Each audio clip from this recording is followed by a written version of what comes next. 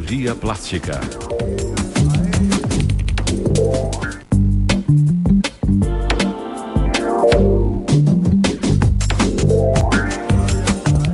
Estamos de volta com o Falando. Agora a gente dá uma pausa na saúde dos pés para o nosso quadro de toda quarta-feira sobre cirurgia plástica.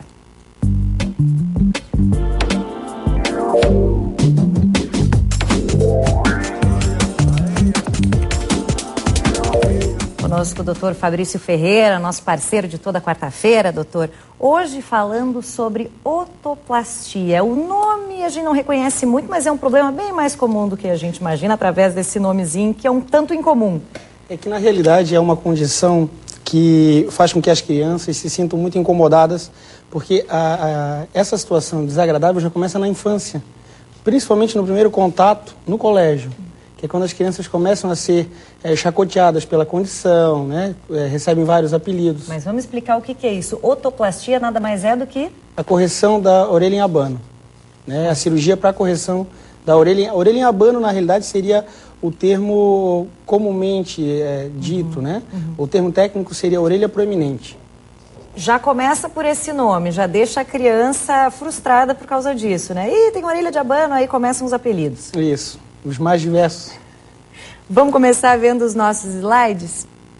Doutor, o que temos ali? Então, na realidade, isso é o que o paciente que tem essa condição, né, de orelha proeminente, ele acaba buscando.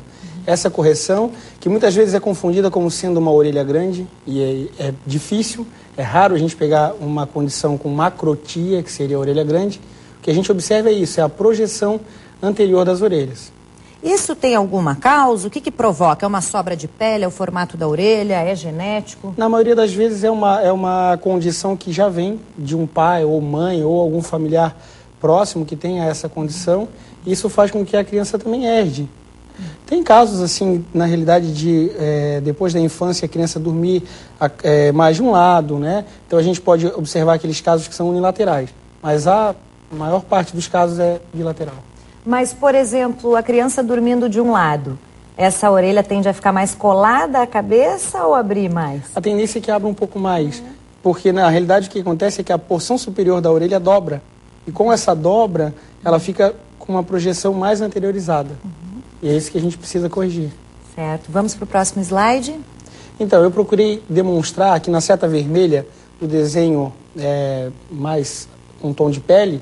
O que a gente observa é uma curva bem definida da parte superior da orelha. Isso é o que falta num paciente que tem essa condição da orelha em abano. Outra coisa, no desenho ao lado, em preto e branco, a gente observa que a orelha está mais espaçada da cabeça.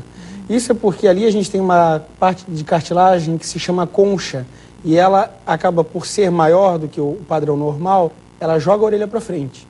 Então a gente atua nessas duas áreas, reduzindo essa concha excessiva e refazendo aquela dobra lá de cima. Não é só puxar a pele, não. Não. Quer dizer, tem que a abordagem botar exclusiva da pele, ela não vai conferir mudança nesse quadro. A gente precisa abordar o arcabouço cartilaginoso.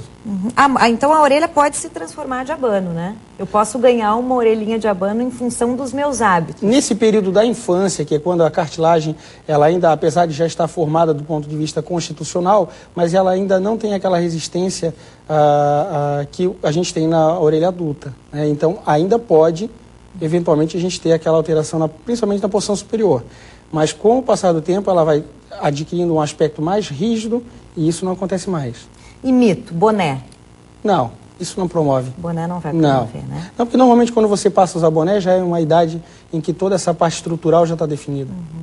A gente percebe algumas mudanças na orelha com relação a atrito. Por exemplo, lutador de jiu-jitsu. Aí muda o formato da orelha, isso, né? Não é a otoplastia. Né? O que a gente tem daí nesse caso não é uma mudança do ponto de vista de alteração da posição. O que a gente tem são vários traumas que acabam promovendo uma fibrose dessa orelha e dá aquela orelha que a gente, no termo médico, chama orelha em couve-flor, que é aquela orelha sem definição, com muita fibrose, né? Certo. Vamos para o próximo slide? Então isso aqui é um desenho esquemático da cirurgia, basicamente o que a gente aborda, que é a redução da concha, daquela cartilagem que eu falei, que joga a orelha para frente, e depois, na parte superior, aqueles vários fios que a gente observa no desenho de baixo, né, são os pontos que a gente dá para refazer a dobra, que não tem na parte superior. Então são essas duas abordagens. Redução da concha daquele fragmento que está no desenho da ponta em cima e embaixo aqueles vários pontos para refazer a dobra. Isso pode ser feito também em quem tem orelha grande? Quer mudar o formato da orelha? Aí a abordagem é diferente. É uma abordagem bem mais difícil, com resultado difícil de se obter, porque daí a gente tem que abordar o arcabouço cartilaginoso de uma maneira bem mais agressiva. E a gente acaba interferindo nessas circunvoluções da orelha, nem sempre a gente consegue refazer. Então a correção da macrotia ela é bem mais complicada. Próximo slide.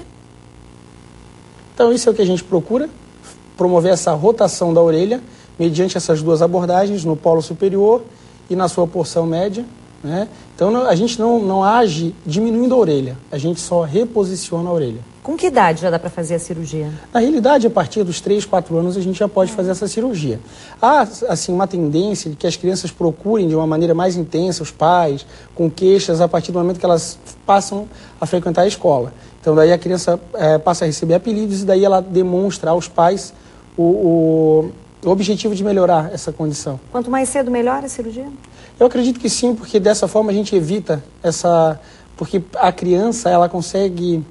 Ela assimila isso de uma maneira muito ruim, porque interfere no aprendizado, né, interfere na relação dessa criança com as outras no colégio. Então, eu indico, na realidade, quando a mãe me traz a criança, a gente já faz a cirurgia baseado nisso. Evitar essa alteração de relação social da criança. Vamos à última ilustração? Então, eu procurei só enumerar, são os vários personagens que acabam atribuindo apelidos às crianças e, apesar de serem personagens de uma forma bem agradável, mas para a criança que recebe esses apelidos não é. Né? E eu observo até que são crianças que toleram picadas, toleram cortes, porque elas querem mudar. Como é que o paciente precisa se comportar no pré-operatório? É uma cirurgia que exige pouco do paciente do ponto de vista de pré-operatório. Agora, ela passa a exigir muito do paciente no pós-operatório, porque há necessidade do uso de uma faixa em média de 40 a 45 dias, só é retirada durante o banho, né? E atividades como, por exemplo, desportivas, atividades que corram o risco de haver trauma no local devem ser evitadas. Tá certo, quero agradecer a presença do Dr. Fabrício Ferreira. Quem quiser mais informações pode entrar no site fabricioferreira.com.br. Muito obrigada. A gente está agora continuando a nossa conversa.